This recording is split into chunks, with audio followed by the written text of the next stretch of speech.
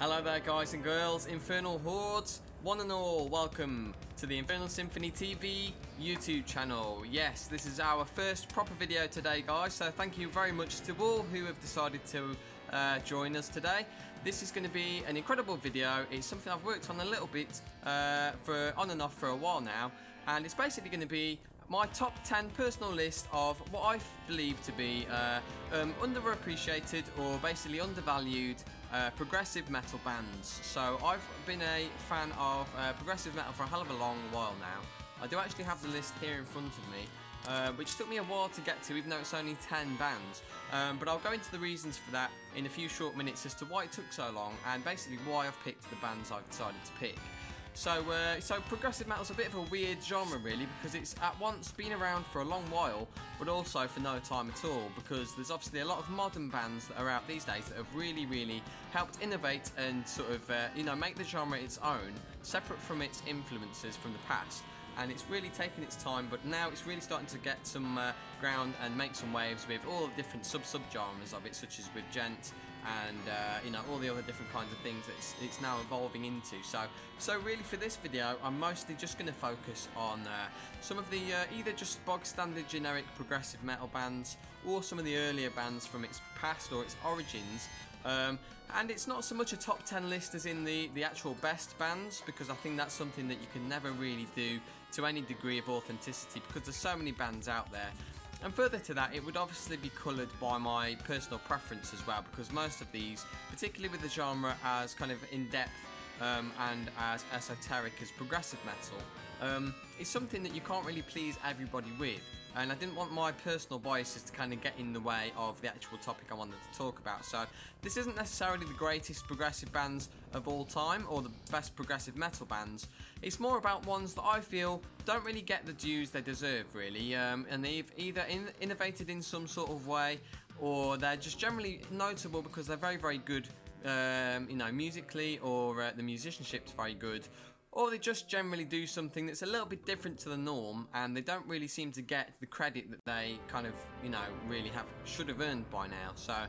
So without further ado, let's go through some of these bands. So the one I have at number 10 is a band. Now this is a band that obviously is fairly well known because they've been around for absolutely ages now, but basically they don't really seem to be talked about that much these days, and that is the band Voivod from Canada. So this is a band that's been around since the early 80s. They've pretty much influenced most other kinds of progressive metal that's similar to this style, including modern bands such as Vector and other bands similar to it, but they're definitely quite unique in that they are one of the very first bands to kind of cover like a space sci-fi kind of theme with progressive music, particularly metal. They obviously have their own mascot. They've been a massive stalwart of the Canadian metal scene for decades now. I've personally, unfortunately, never got a chance to see them live, but I've enjoyed a lot of their more recent albums. I haven't personally been able to get into their older stuff quite as much because it's a bit more raw and a bit more punk influence, which, given the state of my own music, you think would be perfect for me. But, funnily enough, I actually prefer to listen to music different to the way I actually record my own. But you've got to definitely check out this band if you haven't already, guys, particularly if you're fans of the neo-thrash movement the past 10 years or so, because these guys definitely helped influence that.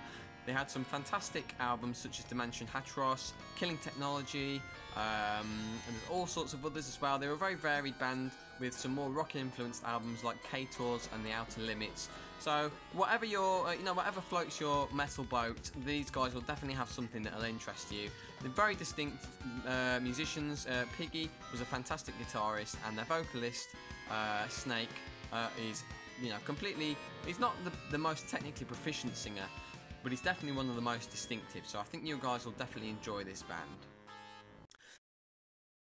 So, number 9 on the list comes in with a band also from Canada, funnily enough, which is a little known band called Idolon, and there's a particular reason this band is on this list, and it will relate to something that happens a little bit further on in the list.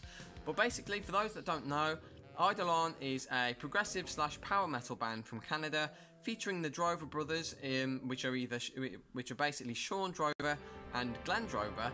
And for those of you that are thrash fans in particular, will probably have heard of these names because they were major players as part of Megadeth around about 10 years ago during the United Abominations Endgame kind of area.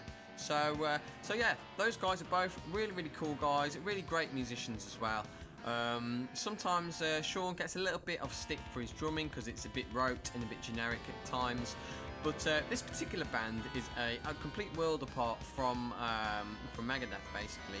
All of the legato guitarings in there, and the actual drumming is absolutely off the chain, particularly their older stuff. They had some decent vocalists as well. The songs are very happy and positive with a bit of a weird, eerie kind of vibe to a lot of them. There's also a number of different albums they've done, so I definitely urge you to check them out if you haven't before. So yeah, these are pretty much here for name value alone, because the actual members themselves seem to get a bit more recognition than their actual previous music as well. So definitely check them out, guys, if you haven't. And also their new vocalists they've actually not been around for a while because they have sort of disbanded lately. But some of their members are still remaining active. Sean Drover's currently in active defiance, and I believe Glenn Drover has recently launched a solo album as well. So definitely check that out. I think it's called Walls of Blood. So check all that stuff out, guys, because it really is good. Okay, so on to number 8. So this is a little bit of a controversial pick, really, but I decided to personally just inject it in there because they're one of my personal favourite bands of all time. One of the few times bias is going to come into this list, really, but at number 8 we have the Finnish progressive power metal band Stratovarius. So these are a fantastic band. I think a lot of people would probably lump these more into the power metal side of things rather than progressive metal. But I've always considered these a neoclassical / progressive band because they have some absolutely unbelievable showmanship and guitar work in here, along with basically every sort of instrument, including the vocals, is really fantastic at what it does. Like the actual the skill on display here is off the chain. Yes, perhaps the vocals and obviously Timo Kotipalto's Finnish sort of vocabulary and accent may put a few people off, along with the incredibly high pitched vocals, definitely an acquired taste. But if you're going off musicianship and songwriting ability alone, then these guys definitely deserve to be near the top. So yeah, so given the fact that they've released 4 incredibly good, solid albums over the past decade or so, they really just don't seem to have that much of a buzz about them these days, which is a real crying shame if you ask me. Like I said, every single member has something on offer to the music, and it's all incredible, like from the guitarist Mattias Kuvenainen to Jens Johansson, the famed keyboardist from Yngwie Malmsteen fame. Blimey, try saying all of these names fast.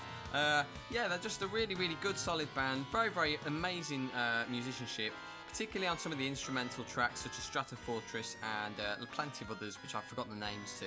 Definitely give them a listen, guys. They definitely deserve your time, and I do believe they are supposed to be having a brand new album coming out next year at some point as well. So definitely worth some of your time for them. Okay, so the next band we have here, number 7 on our top 10 list of underappreciated progressive metal bands, is a fantastic, very early original progressive metal band, and they're also a death metal band as well, called Atheist. So Atheist, I would love to say don't really need any introduction, but unfortunately, again, same as with a lot of bands on this list, nobody ever really seems to talk about them, mention them in their own top 10 lists, or basically really have anybody talking about them or have any of them anything happening with them. And I think some of that is probably down to a lot of these bands not really touring very regularly anymore. But unfortunately, you know, it's a real shame because Atheist are probably one of the pioneers of progressive death metal. They have some fantastic musicianship, as same with a lot of bands on this list. They also have some incredible albums. They have some fantastic albums such as the Elements album, Piece of Time, which was their debut. It was an absolutely fantastic album, and they're really just absolutely phenomenal. Like, the vocals are incredible. I would actually go as far as to say that the vocals on some of the early Atheist records are actually better, and they actually surpass those of Chuck Schuldiner from Death. And that's quite a big claim. That's definitely a hot take. But it's definitely something I am very passionate about because they have some great songs. I remember listening to When the Psychic Saw on repeat for around about 2 hours while I was on a train journey in my youth. And that song itself personally really stuck with me, but that basically led me on to trying out some of their other albums. And especially for the time period, like this is going back to the very, very late 80s or early 90s, even before things like Rust in Peace and Annihilator's albums came out that kind of pushed the boundaries of technical thrash and death. And even I think the stuff like Altars of Madness, I believe, was only just around about coming out at this time. So it really gives you a sense of just how far ahead of the curve they were, and it's something that isn't really talked about so much these days that really deserves some recognition. So these were very, very much trendsetters, very much ahead of their time, and Atheist, definitely a band to check out, guys. So that's why they appear at number 7 on my top 10 list. So after that we have Jagdpanzer, which is the 6th entry on this list. Jagdpanzer are, again, a very, very little known band. They were around and making some waves around about 10-15 years ago. Again, unfortunately, it's another band which has unfortunately decided to disband lately. I believe one of their guitarists died about a decade ago as well, which is a terrible, crying shame because they had some incredible guitar work on some of those albums. Definitely got to check them out. They're also notable for having one of their main touring guitarist members as Chris Broderick, who again is an ex-Megadeth member. You know, there is absolutely no introduction needed to Chris Broderick. For any of you who are guitarists watching this, I'm sure you're aware of his technicality, speed and precision, and he's of course also in Active Defiance as well, along with Sean Drover from Idolon. So definitely name value there. Really, really good songs as well, particularly, again, some of their earlier stuff. Some of the names of them escape me now, but they have some incredible albums. I remember there was a particular album that I remember always seeing in HMV. I think it was called The Obsidian Conspiracy or something along those lines, and it came in a sort of a limited edition bundle with like stickers and a key ring and an art book and a big cardboard box with some great artwork on it, and that was an incredible album. So just for that album alone, along with the rest of their back catalogue, they definitely deserve a mention, along with some very, very hard to come by EPs of theirs as well. So if you can find those on sort of Spotify or something, definitely give them a listen, guys. Truly highly underrated and underappreciated, even by myself. It has been a while since I've listened to them, but thinking about this list, I'm definitely going to go back and check out some of their incredible work. So number 5 on this list is another Finnish band, which is a progressive black metal band called Moon Sorrow. Yes, these are an incredible band, a little bit more recent and modern than some of these other bands, despite the fact they've been around for almost 2 decades now. They have some incredible albums. I can't pronounce them here for you because they're all in Finnish and they're very, very long-winded names. But to be honest, if you're a progressive black metal band that is as innovative and amazing sounding as these, you definitely deserve a spot on this list. Also for the fact that they have an EP which is longer than the majority of Slayer's full-length albums. So number 4 on this list is a very, very little known Norwegian band called Spiral Architect. And nothing to do with the Black Sabbath song of the same name. They're an absolutely incredible, very, very obscure, little known band which have only done 2 demo tracks and 1 full-length album, A Skeptic's Universe, which is a fantastic album, and I definitely urge you to check it out. Unfortunately, it's been out of print for a hell of a long time, and they basically haven't disbanded, but they haven't actually done anything since because they've all split off and branched out into their own separate bands. Definitely give that a listen, guys. I think you'll probably notice a theme running through this list as well, with A Skeptic's Universe and with Atheist as well. But nevertheless, check them out, guys. They're a fantastic band. Can't really say much about them because they don't really have that much actual recorded material, but the stuff they have is completely out of this world. It's literally unlike any other band I've ever listened to, and particularly for the time, around about the year 2000, they have some incredible stuff, which, again, another band which never or very rarely gets often talked about. So, the 3rd band on this list, we're getting towards the end now, guys, and this is a band from Japan called Dear and Grey. So yes, they do have a bit of name value. They haven't really been talked about very much, other than the fact that, you know, when they created a song that ended up on the Saw 7 soundtrack. But if you actually listen to their music, again, very, very much an acquired taste, very hard to get into, particularly from the fact they don't actually speak in English, just in their native tongue. But they have some incredible, unbelievable songs and sounds. They have a phenomenal live show, and they literally cover the entire spectrum, and that's exactly what the definition of progressive music is.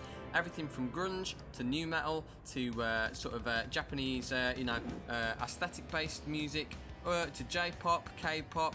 They also have elements of extremely hardcore, brutal death metal in there, and some of the most insane vocals you'll have ever heard in your entire life. I saw these guys at Download in 2013. I was completely blown away, and you guys will be as well if you have an open mind.